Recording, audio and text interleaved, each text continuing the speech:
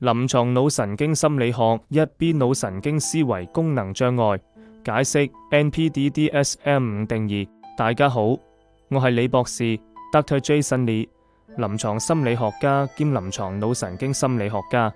今日我會 A 根據 DSM-5 定義嘅9項自戀型人格障礙 NPD 病徵， B 逐一對應相關嘅腦神經同思維功能障礙， C 再舉例說明臨床表現，E 仲會特別提到青少年或者年輕族群嘅研究同現象。 DSM-5 病徵1，誇大自我重要感定義，誇耀自己嘅成就、才能或者重要性，期望人哋當佢係卓越同優越。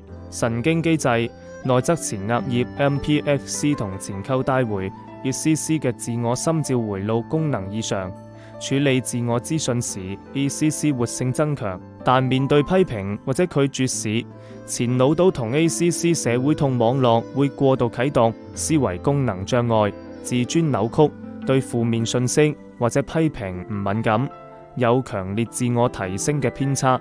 臨床表現好中意吹噓自己嘅成就，貶低其他人，講嘢時成日插嘴自誇，強調自己好出色，對人哋嘅批評表現輕蔑或者唔理。青少年特徵，青年期自尊唔穩定，自戀傾向嘅人通常有 DMN 功能異常，例如後扣帶回 PCC 效率增高。2，沉迷於成功與權力幻想，定義成日幻想自己有無限成功、權力、才華、美貌或者理想愛情。神經機制默認模式網絡 DMN 活動失調， MPFC 同 PCC 等節點功能異常。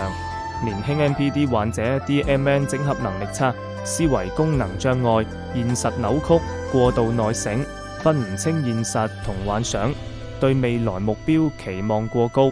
臨床表現成日沉浸喺幻想入面，講未來嘅榮耀同不切實際嘅目標，忽略現實問題同他人意見。青少年特徵1820歲 NPD 男性 DMN 突破有異常，幻想特質喺年輕族群特別明顯。3，自認特殊獨特定義，相信自己係特殊同獨一無二，只同其他特殊或者高地位嘅人相配。神經機制內側前額葉 MPFC 嘅自我參照處理路徑異常，可能同曲額皮質 OXC 嘅變化有關。思維功能障礙，價值觀以自我為中心，忽略他人觀點，對社會階層同身份有偏見。臨床表現只同權貴或者名人交往，覺得普通人唔配，喺社交場合表現優越感，對人提出唔合理要求。青少年特徵特殊論喺青少年自戀心理好常見，但大腦研究資料仲有限。4，需要過度讚美定義，渴望持續得到他人讚美同關注，對外界肯定高度依賴。神經機制涉及獎勵回路同社會痛網絡，讚美時獎賞系統會活躍，被否定或者忽視時，前腦島同 ACC 會過度反應。思維功能障礙，自尊脆弱，好依賴他人認同，攞唔到讚美會焦慮或者嬲。臨床表現不停揾人注意同讚美，例如誇張表現自己或者炫耀，攞唔到稱讚就燥或者發脾氣。青少年特徵，青少年自戀者好依賴社交媒體嘅讚，但神經科學研究仲係初步階段。5，理所當然嘅優越感定義，覺得自己應該有特殊待遇，對他人有唔公平嘅要求。神經機制背外側前額葉 DLPFC 同 ACC 喺決策同衝突監測上有異常。NPD 患者喺利己同利他衝突時 ACC 反應減弱。思維功能障礙，公平觀念扭曲，自利偏好好極端，對社會規範缺乏自省，覺得普通待遇係侵犯佢嘅特權。臨床表現習慣要求特殊優待，例如插隊或者要特別服務，唔俾優先對待就唔滿意或者嬲。青少年特徵，青少年嘅道德同公平判斷未成熟，高自戀者可能更早對公平嘅敏感度降低。6，剝削他人定義，為咗個人目的唔擇手段利用或者操縱他人，缺乏良知。神經機制共情網絡功能減弱，前腦島同 ACC 嘅活性降低，但前額葉嘅認知調控保留，可以策略性利用他人情緒。思維功能障礙，冷酷無情，無愧疚同憐憫，即使知道他人情緒，都以自己利益為先。臨床表現，喺關係入面操縱他人，例如用甜言蜜語誘騙，或者利用人哋善意，將人當工具用，對他人弱點唔憐憫。青少年特徵，青少年期有強烈剝削行為，可能預示後續問題，但神經機制研究仲唔夠。7. 缺乏同理心定義，無法或者唔願意理解他人感受，對人哋需求漠不關心。神經機制，前腦島、ACC 同 MPXC 等共情相關區域功能異常。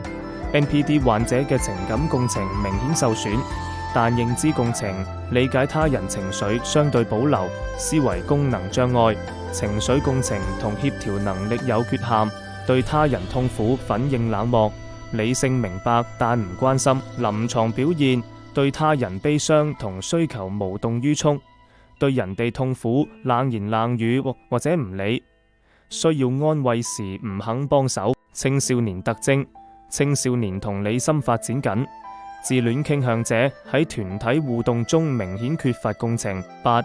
嫉妒他人，定義，經常羨慕他人嘅成功、財富或者優勢，或者堅信人哋都羨慕自己。神經機制，貝側紋狀體、dorsal striatum 等獎勵系統同杏仁核對負面情緒過度敏感。思維功能障礙，強烈社會比較，缺乏滿足感，因為他人優勢覺得自己被剝奪，會嬲或者挫敗。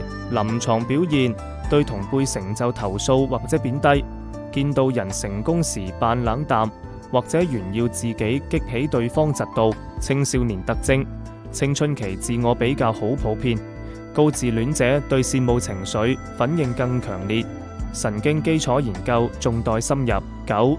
傲慢態度定義，表現出傲慢自大嘅言行，對他人輕視同唔屑。神經機制，前額葉同高階調控網絡功能異常，涉及內側同眶額皮質、DLPAC 同 ACC 嘅活動同結構改變。思維功能障礙，自我中心，目中無人，對批評好唔接受，情緒反應強烈，帶有敵意同優越感。臨床表現，用高高在上嘅語氣同人講嘢，貶低或者嘲諷他人意見，要求人哋服從自己嘅觀點或者領導。青少年特徵，高自戀青少年可能較常喺校園或者網絡出現霸凌行為，但神經研究仲唔夠。希望今日嘅分享對你有啟發，下次見。